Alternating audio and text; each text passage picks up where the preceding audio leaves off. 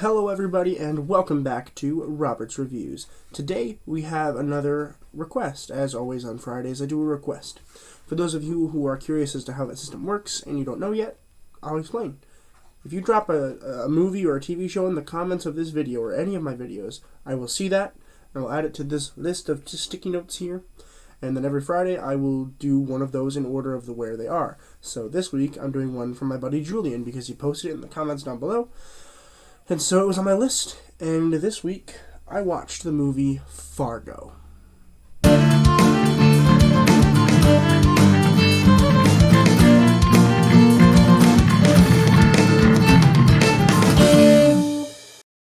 Fargo was released in 1996 and was written by Ethan Coen and Joel Coen and was directed by Joel Coen. So, I didn't really know a lot about this film. I knew it was rated R and I knew that it was very popular among film critics, but I have never personally seen it. I did not think it was a comedy, particularly when reading about the movie, but it was a comedy. Before we get too far into this, I apologize if I sound kind of nasally or if I sneeze during this film. I'm feeling a little under the weather. I'm not really sure why. I'm assuming it's just because I have my fan on high instead of on 1 all night, so I'm assuming that's why. So I apologize. Please excuse me. But I watched this movie today nonetheless because the show must go on. And I enjoyed it for the most part. For those of you who don't know what Fargo's about, essentially it's about this man and a wife, and the man is trying to earn a lot of money. In order to do this, he knows that his wife's family is rich. So he contacts these hitmen to kidnap his wife on purpose, and then ask for a ransom, and then he's going to have the wife's family pay for the ransom. Then he's going to give half of the ransom to the people that kidnapped her, and he's going to keep half of it, thereby making a profit off of this awful scheme. But then things go wrong when a cop pulls him over, and he has to shoot the cop, and there's a whole homicide thing going on, as well as them just trying to get the money and get out. I think this is a fantastic idea for a film. I personally would not have thought about it, and now that I'm thinking about it, I'm like, this is really cool. This is an exciting idea for a film. We need more ideas like this nowadays. Nowadays, it's a lot of remakes and a lot of unoriginal ideas. We need something like this that is super original and hyperactive in its ideas, and I really enjoyed the idea of this film. Overall, in terms of directing, I really enjoyed the directing. There's a lot of long shots where you just see winter and like a car or like a person walking, and those shots are beautiful. I love them so much. I really enjoyed watching those shots. Particularly like when we open the film, we see just white, and then we realize it's winter, and then we realize there's like the car. Then there's that part where Steve Buscemi is like parking in the parking lot to see a license plate, and it's just winter, and then we see a car go and then park in the weirdest spot ever, which is hilarious. It's a comedy. A lot of people die, and it's an awful scheme. But it's a comedy. It is hilarious, particularly whenever Steve Buscemi is on screen. I really enjoyed the laughter that it brought me to see him on the screen. There were a couple issues that I had with it, particularly I think in the writing. So for one, I thought this was going to be one of those movies where like everything kind of connects. Like if you've seen In Bruges, that's like just phenomenal writing where like what happens in the beginning is always going to happen in the end, and I really enjoy that. I didn't see a lot of that here. There were a couple things that like kind of connected from the beginning to the end, but I think it was kind of, and I'm not saying that the movie's bad because of it, because it's not, but it is slightly worse in my opinion, because if we had something cool like that where, because something happened at the beginning, something happens at the end, and we don't realize it until the end, that would be really spectacular. I would have really enjoyed seeing that. I think the ending was kind of lazy.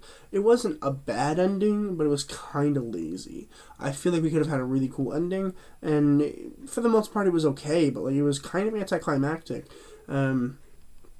Which a lot of movies are anticlimactic, and that's fine. I'm not going to hate on the movie.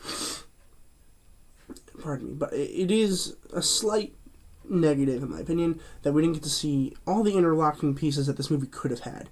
This movie could have been a full circle of connections and fun plot devices, but instead, we just had a lot of side plots that never actually wrapped up. Like, if we had that psychotic guy that was meeting with the detective, that would have been really cool if that person did something then to influence the case in some way. But instead, it was just a weird side plot that we really didn't need at all. It was, in my opinion, a waste of like 10 minutes. I'm going to talk about the acting now, and then I'm going to go back to a couple things that I think I found interesting.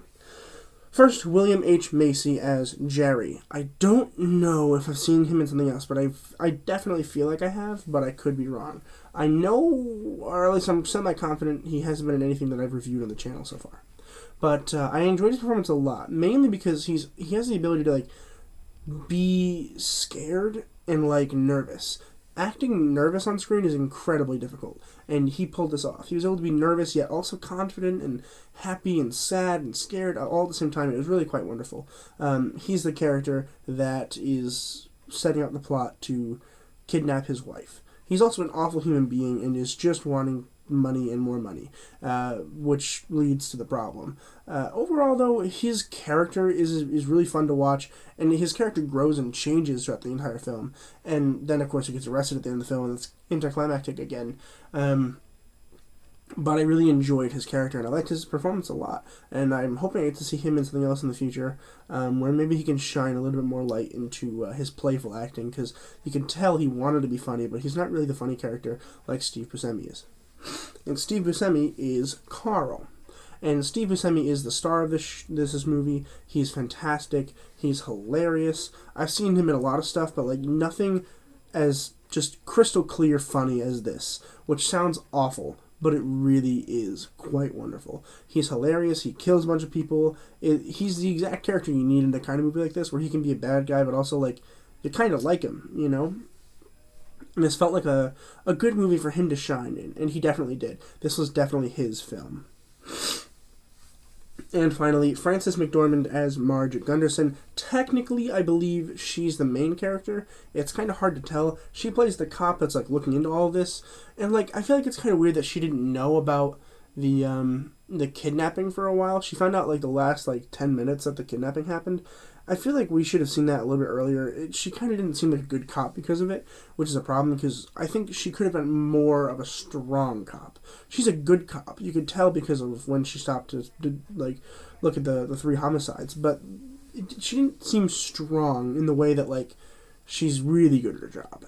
And I just feel like we could have seen more of that. But in terms of performance, I think it was really good. I think she had fun with the character, and it was really interesting. And also, I feel like, so they didn't really mention that she was pregnant until like halfway through the movie, and I had no idea. I think, because then she even mentions like she's morning sick, and I didn't understand why. I think they should have made that more prominent, particularly when the end of the movie has to do with the baby, kind of. So I think mentioning it in the beginning of the film, and even more so, like mentioning it more often, might have contributed to being able to understand the entire character more. However, a wonderful performance nonetheless. There were a couple other things that I found kind of interesting in the film. There's a lot of symbolism in this film that I feel like they kind of skipped out on. There were a lot of really cool and really interesting symbols that they used but didn't explain very well.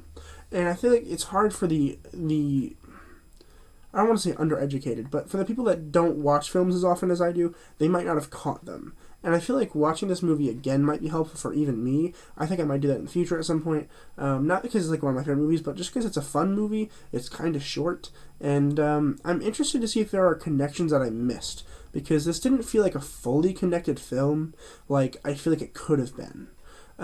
Like in Bruges. If you haven't seen In Bruges yet, you really need to. It's fantastic. Go check out my review on my channel. In Bruges is a fantastic movie, and they have all these connections, and everything is on purpose. In Watchmen, everything is on purpose. And this just didn't feel like everything was on purpose. I think it was. I think everything was on purpose. They just didn't actually see it. It's not, I didn't particularly enjoy it as much as I wish that I did. With all of that being said, I'm going to have to go ahead and give this movie an A-.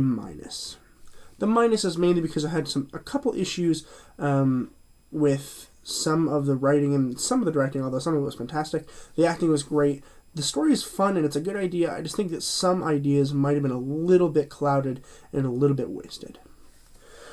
But that's going to do it for Fargo. But let's move on to next week. So next week is February, so welcome to February, everybody. On Monday the 1st, I will be doing a review for Your Honor, which is a show that has been continuously weekly. I watch it every Sunday morning.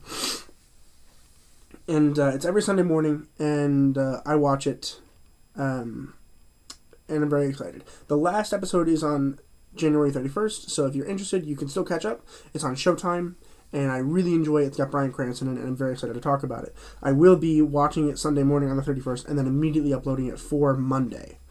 So we are not going to have a DCEU film on Monday the 1st, unfortunately. Tuesday, we have The Aviator. I have not seen it yet. I'm very excited. Wednesday, Iron Fist Season 1, continuing the MCU. On Thursday, we have Steve Carell's Foxcatcher, which I'm really excited to watch because it looks fantastic.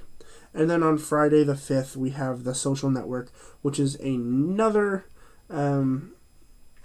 request by my buddy Julian. So stay tuned for that. And then we have The Queen's Gambit and Watchmen coming out on successive Fridays, which I've actually already watched and already filmed to come out on those days. So I'm really excited to have those become available for you guys, because honestly, they were some of the best television I've seen in a very long time. But I think that's going to do it for me today. As always, keep watching movies and television, stay educated, and I'll see you guys in the next video.